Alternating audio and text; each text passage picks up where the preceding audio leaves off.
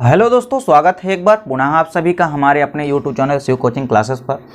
तो दोस्तों, आज की इस वीडियो में हम क्लास 11th बायोलॉजी एनसीईआरटी में चैप्टर सेकंड हमारा चल रहा है। दोस्तों चैप्टर सेकंड में देखिए दोस्तों, आज का जो हमारा लेक्चर है वो क्या है दोस्तों, 5 जगत वर्गीकरण। क्या कहा दोस्तों हमने, 5 किंगडम क्लासिफिकेशन या 5 जगत वर्गीकरण। देखिए दोस्तों, ये 5 जगत वर्गीकरण नाम से स्पष्ट है कि यहाँ पे संपूर्ण जीवधारियों को इस जगत में 5 जगतों में विभाजित किया गया है। ठीक है दोस्तों, तो देखिए दोस्तों क्या है कि जीवों की विविधताओं एवं विषमताओं के कारण उपरोक्त वर्गीकरण की कमियों को देखते हुए सन 1969 में अमेरिकी वर्गीकीविद R.H. विक्टर ने जीवों को 5 जगतों में विभाजित किया। देखिए दोस्तों, इसके पहले हमने क्या देखा था, द्विजगत वर्गीकरण, यानी हमारा जो 2 किंगडम क्लासिफिकेशन था दोस्तों। तो देखिए दोस्तों, जो हमारा द्विजगत वर्गीकरण है उसमें हमने देखा दोस्तों कई सारे ऐसे दोष थे। तो उन दोषों को दूर करने के लिए दोस्तों R.H. विक्टर ने सन 1969 में 5 जगत वर्गीकरण प्रस्तुत की। ठीक है दोस्तों, अब 5 जगत वर्गीकरण प्रस्तुत की दोस्तों। देखिए विक्टर ने अपने वर्गीकरण में दोस्तों, यहाँ पे एक चीज़ नोट डाउन करने वाली चीज़ है दोस्तों कि विक्टर ने अपने वर्गीकरण में विषाणुओं को किसी भी प्रकार का स्थान नहीं दिया। ठीक है दोस्तों, यानी विक्टर ने अपने क्लासिफिकेशन में वायरस या विषाणु को शामिल नहीं किया। इसमें सजीव एवं निर्जीव दोनों के लक्षण पाए जाते हैं, क्योंकि दोस्तों जो हमारा विषाणु या वायरस होता है इसमें लिविंग और नॉन लिविंग दोनों के लक्षण पाए जाते हैं। ठीक है दोस्तों, कुछ लक्षण इसमें सजीव के होते हैं तथा कुछ लक्षण इसमें निर्जीव के होते हैं। इसी कारण तो दोस्तों हम वायरस को कनेक्टिंग लिंक कहते हैं। किसके किसके बीच की दोस्तों, सजीव व निर्जीव के बीच की कड़ी कहते हैं। किसको दोस्तों, वायरस को। अब चलिए दोस्तों, यहाँ पे हम देखते हैं कि R.H. विक्टर ने संपूर्ण जीवधारियों को 5 जगत में वर्गीकरण किया। ठीक है दोस्तों, तो आइए देखते हैं 5 जगत कौन कौन से हैं यहाँ पर। तो देखिए दोस्तों, यहाँ पे जो हमारा पहला जगत है वो क्या है दोस्तों, जगत मोनेरा। ठीक है दोस्तों, जगत मोनेरा, या इसको हम क्या कहते हैं, किंगडम मोनेरा। ठीक है दोस्तों, जगत मोनेरा या किंगडम मोनेरा। दूसरा क्या है दोस्तों, जगत प्रोटिस्टा या किंगडम प्रोटिस्टा। ठीक है दोस्तों, तीसरा जो था वो क्या है, जगत प्लांटी। ठीक है दोस्तों, चौथा क्या है दोस्तों, हमारा जगत कवक या जगत फंजाई। ठीक है दोस्तों, या किंगडम फंजाई। देखिए दोस्तों, जो 5वां हमारा है वो क्या है, जगत एनिमलिया। तो R.H. विक्टर ने दोस्तों इन 5 जगतों में संपूर्ण जीवधारियों को बांटा। ठीक है दोस्तों, अब आइए दोस्तों यहाँ पे हम एक एक करके सभी जगत के बारे में कुछ लक्षण देखते हैं। ठीक है दोस्तों, तो सबसे पहला जो है हमारे पास वो क्या है दोस्तों, जगत मोनेरा।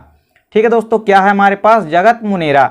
देखिए दोस्तों, बेसिकली जो जगत मोनेरा या किंगडम मोनेरा है, तो इस जगत को दोस्तों प्रोकैरियोट्स का जगत भी कहते हैं। ठीक है दोस्तों, इनको हम प्रोकैरियोट्स का भी जगत कहते हैं, क्योंकि इसके अंतर्गत आने वाले सभी जीवों में दोस्तों स्पष्ट रूप से केंद्रक का अभाव होता है।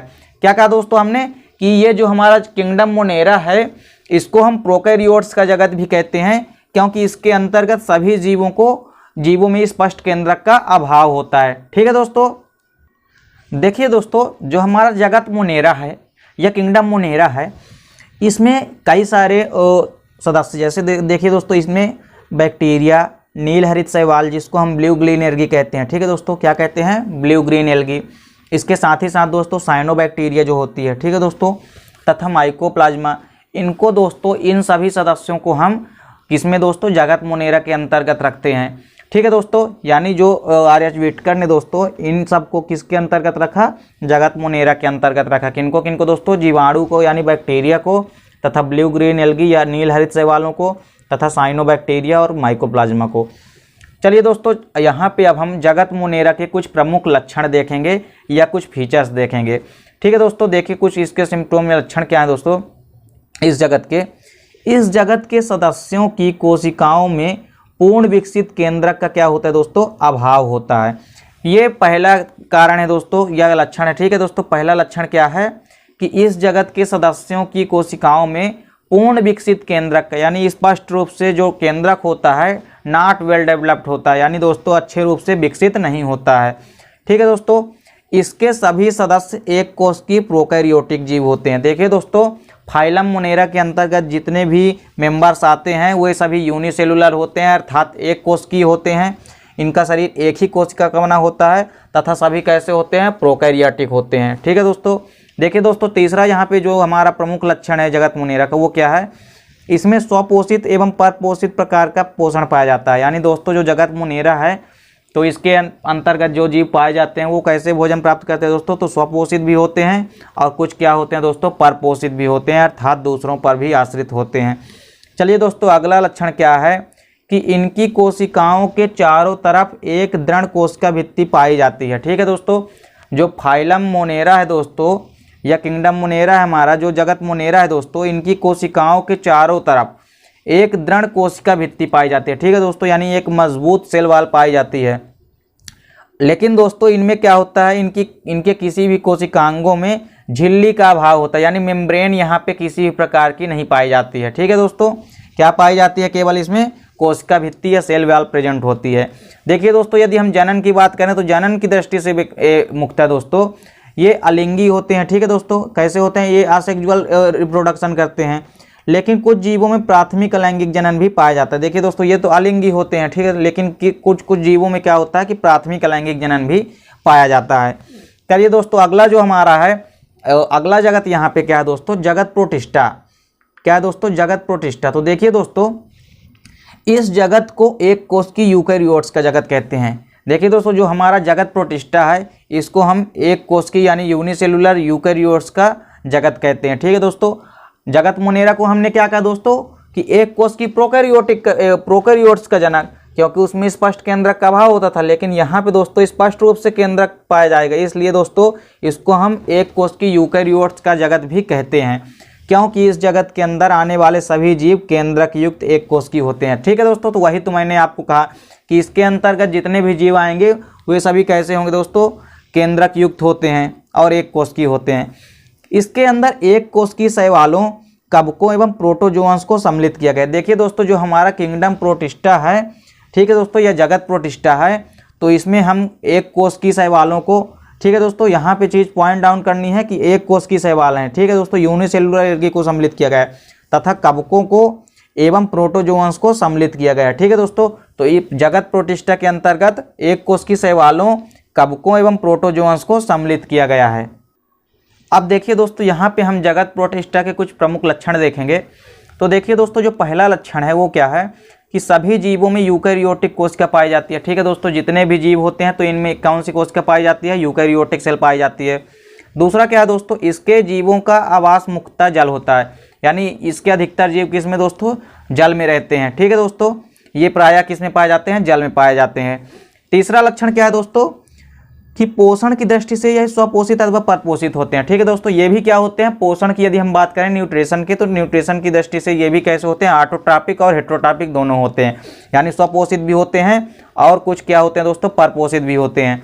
चौथा लक्षण क्या है दोस्तों कि इनमें जनन अलैंगिक व लैंगिक दोनों विधियों द्वारा होता है। देखिए दोस्तों जो इनमें रिप्रोडक्शन है या जनन है वो लैंगिक और अलैंगिक दोनों विधियों द्वारा होता है। ठीक है दोस्तों, देखिए दोस्तों यहाँ पे चीज़ एक नोट डाउन करने वाली है कि जो हमारा जगत प्रोटिस्टा है, तो जगत प्रोटिस्टा को दोस्तों हम वर्गीकरण का कूड़ादान भी कहते हैं। ठीक है दोस्तों, अब वर्गीकरण का कूड़ादान क्यों कहते हैं जगत प्रोटिस्टा का, क्योंकि इसमें कई सारे समूहों को सम्मिलित किया गया है, जैसे शैवालों को भी सम्मिलित किया गया है, कवक को सम्मिलित किया गया है एवं प्रोटोजोअन्स को भी सम्मिलित किया गया है। ठीक है दोस्तों, तो इसमें कई सारे समूहों को सम्मिलित किया गया है, इस कारण से जगत प्रोटिस्टा को हम वर्गीकरण का कूड़ादान भी कहते हैं। चलिए दोस्तों जो हमारा अगला जगत है वो क्या है दोस्तों, जगत प्लांटी या किंगडम प्लांटी। तो देखिए दोस्तों किंगडम प्लांटी में क्या है, इस जगत को बहुकोशिकीय उत्पादकों का जनक भी कहते हैं। ठीक है दोस्तों, इस जगत को हम क्या कहते हैं दोस्तों, बहुकोशिकीय उत्पादकों का जनक भी कहते हैं। ठीक है दोस्तों, इस जगत को बहुकोशिकीय उत्पादकों का जनक कहते हैं क्योंकि दोस्तों बेसिकली इसमें मुख्य रूप से पेड़ पौधे शामिल होते हैं। तो पेड़ पौधे दोस्तों प्रायः क्या होते हैं, ऑटोट्रॉपिक होते हैं। ठीक है दोस्तों, और इसके सभी सदस्य क्या होते हैं दोस्तों, केंद्रक युक्त होते हैं और स्वपोषित होते हैं, अर्थात अपना भोजन स्वयं बनाते हैं। ठीक है दोस्तों, इनमें लाल भूरे हरे और ठीक है दोस्तों लाल भूरे हरे भूरे शैवाल, ब्रायोफाइटा, टेरिडोफाइटा, आवृत्तबीजी एवं अनावृत्तबीजी पादप पाते हैं। देखिए दोस्तों इस समूह के अंतर्गत प्रायः जिम्नोस्पर्म, एंजियोस्पर्म और रेड ब्लू एल्गी, ठीक है दोस्तों, तथा ब्राउन एल्गी तथा इसके साथ ही साथ ब्रायोफाइटा, टेरिडोफाइटा को भी प्लांट जगत में ही सम्मिलित किया गया है या जगत प्लांटी में सम्मिलित किया गया है। अब देखिए दोस्तों यहाँ पे हम पादप जगत के कुछ प्रमुख लक्षण देखेंगे या जगत प्लांटी के कुछ बेसिकली लक्षण देखेंगे। तो देखिए दोस्तों मुख्य रूप से जो पहला लक्षण है वो क्या है दोस्तों कि पौधे स्पष्ट रूप से जड़ तना तथा पत्ती में भी भेदित होते हैं। यानी जो हमारा क्या दोस्तों जड़ है, तना है, पत्ती है यानी स्टेम है, लीफ है, रूट है, ये तीनों अलग अलग भाग में विभेदित होते हैं अर्थात हमको दिखाई देते हैं।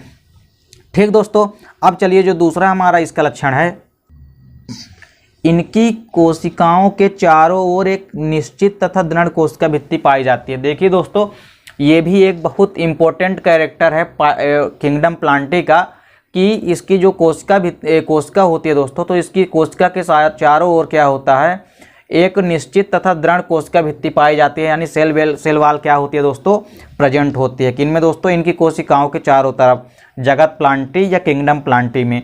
देखिए दोस्तों, तीसरा लक्षण क्या है हमारा, कुछ जलीय जीवों को छोड़कर ये एक स्थान पर स्थिर रहते हैं। यानी दोस्तों ये गति नहीं करते हैं, ये बेसिकली इनमें लोकोमोशन का भाव होता है, ये एक ही स्थान पर स्थित रहते हैं।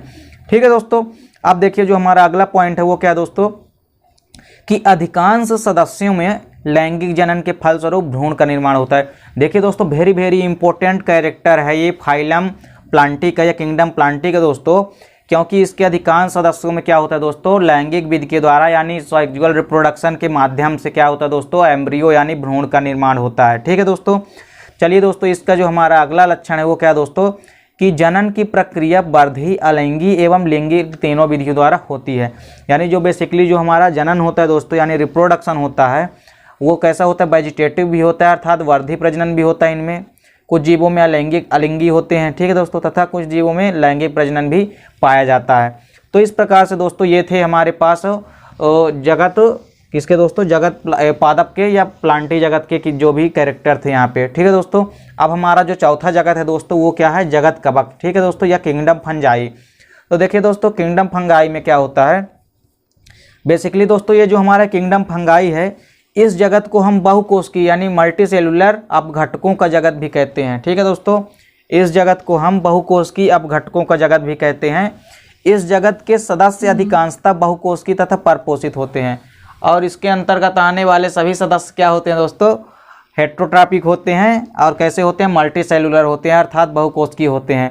इसके अंतर्गत देखिए दोस्तों, जाइगोमाइसिटीज, एस्कोमाइसिटीज, लाइकेन तथा बेसिडियोमाइसिटीज आदि सदस्यों को शामिल किया गया है। ठीक है दोस्तों, इसके अंतर्गत किसको किसको शामिल किया गया है, बेसिडियोमाइसिटीज, जाइगोमाइसिटीज तथा एस्कोमाइसिटीज एवं लाइकेन आदि को इसमें सम्मिलित किया गया है। देखिए दोस्तों, अब हम कुछ प्रमुख लक्षण देखते हैं जगत फंजाई के या किंगडम फंजाई के। ठीक है दोस्तों, तो जो पहला बेसिकली लक्षण है दोस्तों वो क्या है, कि इस समूह के सदस्य या तो दूसरे जीवों से या मृत कार्बनिक पदार्थों से भोजन प्राप्त करते हैं अर्थात ये हेट्रोट्रॉपिक, ठीक है दोस्तों, होते हैं, ये सेप्रोफाइट होते हैं। देखिए दोस्तों क्या होते हैं, इस समूह के सदस्य जितने भी हैं दोस्तों, ये तो क्या करते हैं, दूसरे जीवों से भोजन प्राप्त करते हैं या मृत कार्बनिक पदार्थों से भोजन प्राप्त करते हैं। देखिए दोस्तों, जो दूसरा लक्षण है वो क्या है, इनकी कोशिका भित्ति काइटिन की बनी होती है। देखिए दोस्तों, ये भी प्रमुख कैरेक्टर है इसका किंगडम फंजाई का, कि इसकी जो सेल वाल होती है तो वो काइटिन की बनी होती है अर्थात इनमें सेल वाल क्या होती है, प्रेजेंट होती है फंजाई में। देखिए दोस्तों, इनमें जो संचित भोजन है वो किसके रूप में रहता है, वो ग्लाइकोजन के रूप में संचित रहता है। ठीक है दोस्तों, जो भोजन है प्रायः ग्लाइकोजन के रूप में संचित रहता है किसमें दोस्तों, किंगडम फंजाई में या कवक जगत में। ठीक है दोस्तों, अब देखिए दोस्तों, जो चौथा यहाँ पे मुख्य लक्षण है वो क्या दोस्तों, कि ये क्या होते हैं, ये वर्धी अलैंगिक एवं लैंगिक विधि द्वारा जनन करते हैं अर्थात जो इनमें रिप्रोडक्शन होता है दोस्तों वो क्या होता है, वर्धी होता है तथा कुछ जीवों में कुछ कवकों में क्या होता है, अलैंगिक जनन भी होता है तथा कुछ कवकों में लैंगिक विधि द्वारा भी जनन होता है। देखिए दोस्तों, पांचवा कैरेक्टर क्या है, कि यीस्ट एक कोशिकीय कवक है। देखिए दोस्तों, ये यीस्ट क्या है, एक एक्सेप्शन है या क्या है, अपवाद है। देखिए दोस्तों, हमने आपको क्या बताया कि जगत फंजाई के अंतर्गत जितने भी होते हैं दोस्तों, जितने भी जीव आते हैं वो कैसे होते हैं, बहुकोशिकीय होते हैं। लेकिन यहाँ पे दोस्तों जो हमारा यीस्ट है वो एक कोशिकीय कवक है अर्थात यीस्ट यहाँ पे एक अपवाद होता है। ठीक है दोस्तों, जगत फंजाई का। अगला लक्षण है दोस्तों यहाँ पे, इनमें लैंगिक जनन के बाद भ्रूण का निर्माण नहीं होता है। देखिए दोस्तों, इनमें लैंगिक जनन या सेक्सुअल रिप्रोडक्शन के बाद किसी भी प्रकार के भ्रूण का फॉर्मेशन नहीं होता है। ठीक है दोस्तों, तो ये तो रहे जगत कवक के कुछ प्रमुख लक्षण। अब देखिए दोस्तों, हम जगत एनिमैलिया देखते हैं जो हमारा लास्ट जगत है। ठीक है दोस्तों, जगत एनिमैलिया या किंगडम एनिमैलिया। देखिए दोस्तों, इस जगत को बहुकोशिकीय उपभोक्ताओं का भी जगत कहते हैं। ठीक है दोस्तों, इस जगत को हम बहुकोशिकीय उपभोक्ताओं का जगत कहते हैं। इस जगत के सदस्य प्रायः क्या होते हैं दोस्तों, बहुकोशिकीय होते हैं तथा क्या होते हैं, यूकैरियोटिक होते हैं अर्थात मल्टी सेलुलर होते हैं तथा यूकैरियोटिक होते हैं। इस जगत के सदस्य रूप, संरचना एवं जनन में विविधता प्रदर्शित करते हैं। देखिए दोस्तों, हमने क्या कहा कि इस जगत के अंतर्गत आने वाले जितने भी एनिमल हैं दोस्तों, वो मुख्य रूप से अपनी संरचना या स्ट्रक्चर में, ठीक है दोस्तों, तथा अपने रंग रूपों में क्या करते हैं दोस्तों, अपने रूपों में भी क्या करते हैं, ये विविधता अर्थात भिन्नता दर्शाते हैं एक दूसरे से। देखिए दोस्तों, इसके अंतर्गत प्रमुख रूप से जंतुओं को जैसे sponge, Mollusca, arthropods, annelids, echinoderm तथा कार्डेट्स आदि को सम्मिलित किया गया है। यानी इतने संघों को दोस्तों इस जीव जगत के अंदर सम्मिलित किया गया है, अर्थात जगत एनिमलिया में सम्मिलित किया गया है। देखिए दोस्तों, यहाँ पे अब हम जगत एनिमलिया के कुछ प्रमुख लक्षण देखते हैं। ठीक है दोस्तों, तो जगत एनिमलिया के कुछ प्रमुख लक्षण देखते हैं यहाँ पे। तो पहला जो लक्षण है दोस्तों वो क्या है कि सभी सदस्य परपोषित होते हैं। यानी दोस्तों जगत एनिमलिया के अंतर्गत जितने भी जीव आते हैं सब परपोषित होते हैं, अर्थात दूसरों से पोषण प्राप्त करते हैं। ठीक है दोस्तों, देखिए दोस्तों, जो तीसरा प्रमुख लक्षण है जगत एनिमलिया का वो क्या है, कोशिका में कोशिका भित्ति का अभाव होता है। देखिए दोस्तों, ये इंपॉर्टेंट कैरेक्टर है यहाँ पे कि इनमें किसी भी प्रकार की सेल वॉल प्रेजेंट नहीं होती है। ठीक है दोस्तों, जबकि वहाँ पे प्लांटी जगत में हमने देखा था कि स्पष्ट रूप से कोशिका भित्ति क्या होती है, पाई जाती थी। लेकिन यहाँ पे जगत एनिमलिया में किसी भी प्रकार की कोशिका भित्ति नहीं पाई जाती है, यानी कोशिका भित्ति सेल वॉल यहाँ पे एब्सेंट होती है। देखिए दोस्तों, तीसरा कैरेक्टर क्या है कि संवेदी एवं तंत्रिका तंत्र विकसित नहीं होते हैं।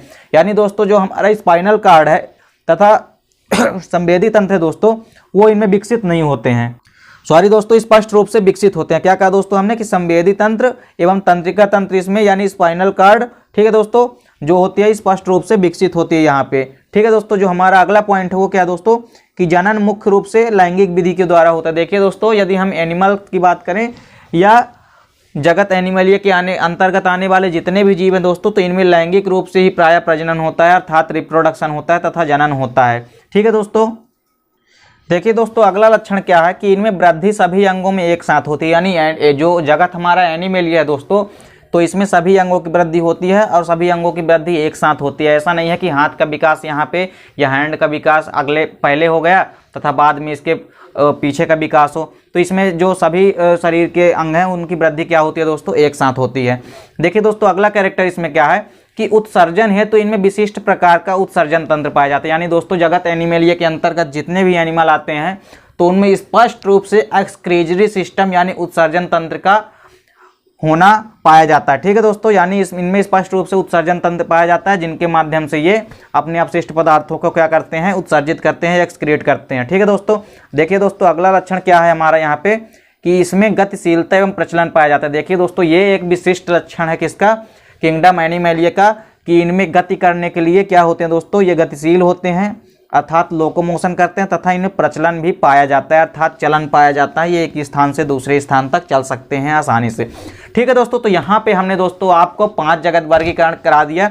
तो 5 जगत वर्गीकरण में हमने आपको जो 5 जगत यहाँ पे थे, जगत मोनेरा, जगत प्रोटिस्टा, जगत फंजाई, जगत प्लांटी तथा जगत एनिमलिया, तो 5 के बारे में हमने आपको यहाँ पे डिटेल में बता दिया। अब देखिए दोस्तों, यहाँ पे हमने आपको 5 जगत एक साथ करा दिए हैं। ठीक है दोस्तों, तो यदि वीडियो आपको अच्छी लगी हो तो और लाइक और कमेंट करें, साथ ही साथ दोस्तों के बीच शेयर करें। मिलते हैं दोस्तों आपसे नेक्स्ट वीडियो में, तब तक के लिए जय हिंद, वंदे मातरम।